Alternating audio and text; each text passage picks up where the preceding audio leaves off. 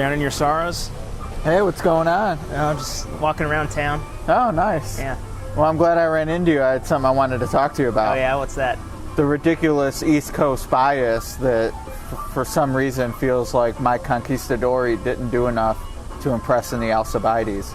Yeah, I mean, I don't know what that was all about. I mean, just for her to have that big of a tough trip and win going away, basically, with a short stretch at Keeneland, to me was pretty impressive. Yeah, I mean, I did think Keeneland played pretty fair this weekend. I was out there Friday and Saturday, so I'm not saying you couldn't win closing, but she was buried on the rail on the backstretch, and to get going like she did with that short stretch, to have enough momentum to pass all the horses she did, Oh, yeah. I was really impressed.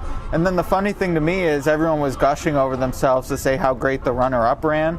Well, at least she had a clear run. Oh, And, yeah. I mean, she was drawn away from her Yeah, after the wire. it was my Conquistadori's race. I mean, she won easy, and I think she's going to be a heavy favorite coming to the Breeders' Cup. Yeah, if she goes to the turf, to me, she's probably one of the most likely winners on the whole 2 days. That or Bobby's Kitten, the way he ran in the Pilgrim this weekend. Yeah, now, in fairness to the East Coast males, I thought between the Pilgrim and the Champagne, clearly the horses to beat for the 2-year-old males. Yeah, absolutely. And you also had Sweet Reason have a horrible break in the Frisette. She ran a huge second as well. So it was obviously another good weekend of big races. Absolutely. Yeah, and I thought, everyone's like, oh, well, Honor Code was best. He had to come from the clouds. But to me, they both ran their maiden race. Yeah. Havana ran the way he ran, Yeah. Honor Code ran the way he runs, and Havana beat him. Now, I'm not saying that means 2 turns won't help Honor Code, etc. But to me, Havana was just better in the Champagne. Yeah, much better. So we'll see what happens when they go 2 turns out in California. Hopefully Right. they both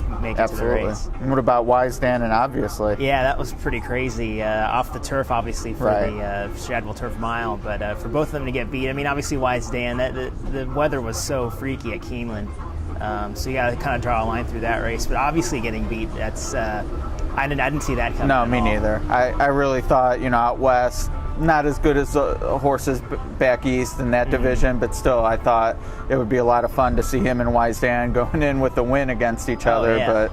But some air out of the balloon, but hopefully we'll see some Euros and it'll be a good throwdown. Yeah, and he had points off the bench win pretty impressive. Yeah, finally a sprinter asserting himself. Yeah, so he'll be one of the heavy favorites, I think, on Breeders' Cup Saturday.